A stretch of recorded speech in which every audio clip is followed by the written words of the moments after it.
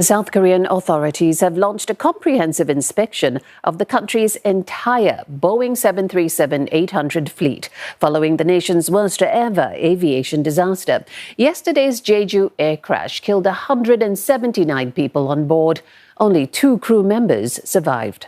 The Deputy Transport Minister says maintenance record of key systems, including engines and landing gear, will be thoroughly reviewed for all 101 planes operating in the country. Moments before the crash, air traffic control warned of a bird strike, and the pilot called Mayday. The Boeing 737-800 came down on its belly, you see there, as the landing gear failed to deploy before crashing into a barrier on the perimeter, bursting into flames. Now, the 2 crew members who were pulled out alive were located in the tail section, and that's the only major piece of wreckage left intact. 2 black boxes recovered yesterday may hold answers to the cause of the crash. Investigations involve South Korea's Aviation Authority, along with America's NTSB, FAA, and Boeing. Acting President Choi Sang-mok has asked investigators to promptly disclose their findings to bereaved families. Mr. Choi's request comes as another Jeju Air flight using the Boeing 737-800 reported landing gear issues this morning. Jeju Air is known for its high aircraft utilization rate, which some observers say could be a possible factor in Sunday's crash. The airline reported a surge in flight cancellations following the tragedy as public anxiety over aviation safety rises.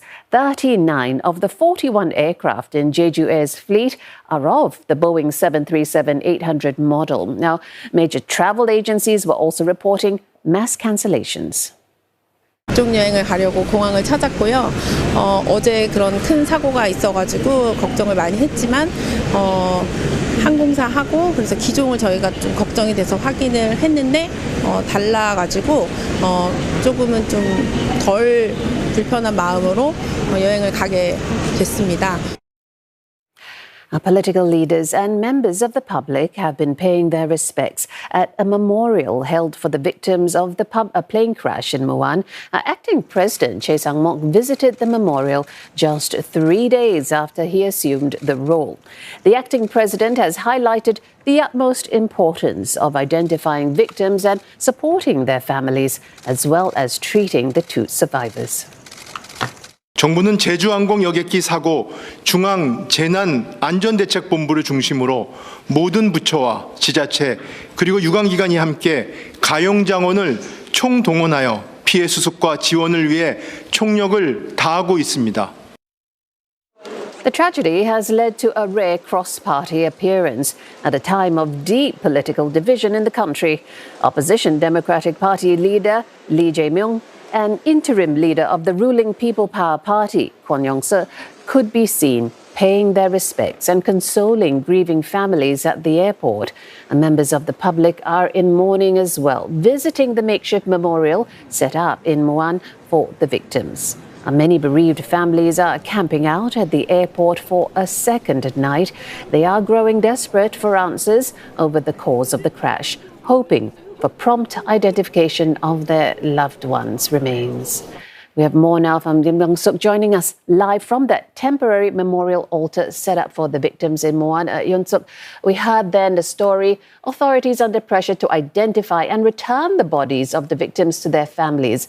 What's the latest there?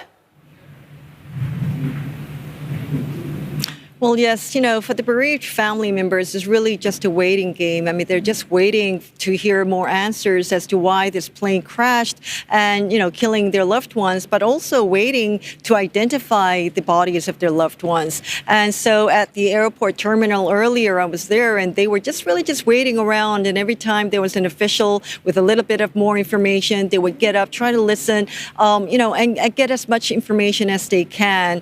And so they will be camping out at the airport lounge for the second day today. Now, where I am right now is I am here at this temporary memorial altar that has been set up at a sports complex in the county of Muan, not too far away from where the international airport is. But if I can show you and walk towards over this side. You can see there's garlands of flowers here, and they've just been arriving all day today. And they're from different agencies, different groups, different organizations, some individuals too, from here in Muan, but also from throughout the country. And also, they're not just here on this first floor, but there are also rows of them up on the second floor.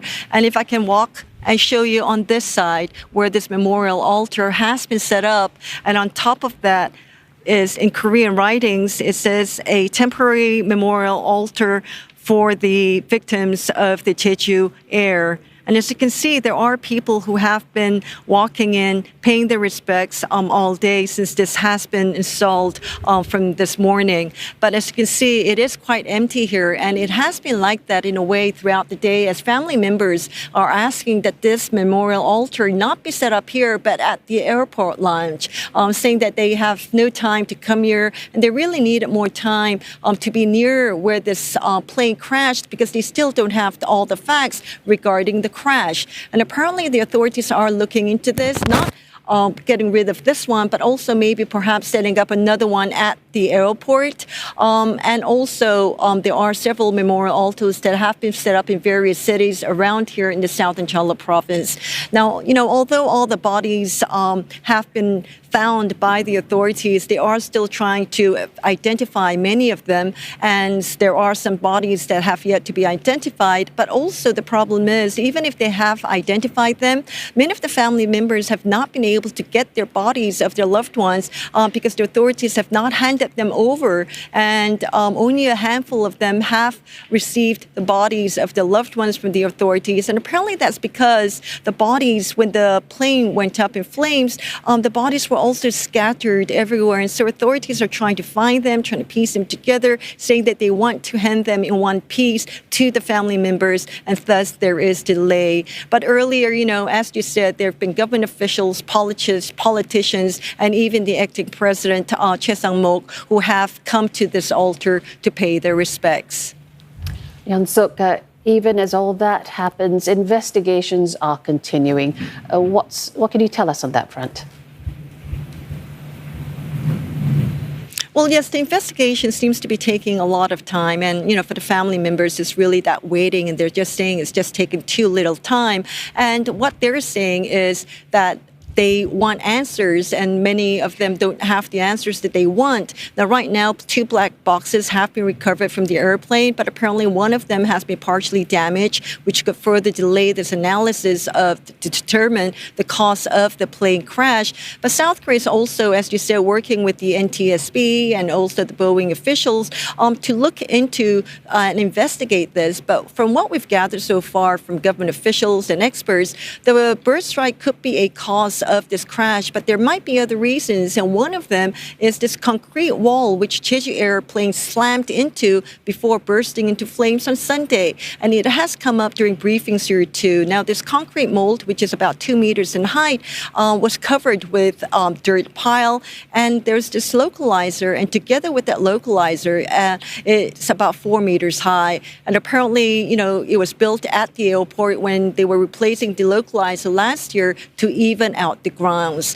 I spoke to one pilot who works for a local budget airline here, and he says that a bird strike could cause fire in the engine, but it's very likely that there must be other reasons for the failure of the systems, including the landing gear. And so I guess, we will have to wait for the investigation results to come out. But right now, South Koreans throughout the country, the whole country is in a mourning period.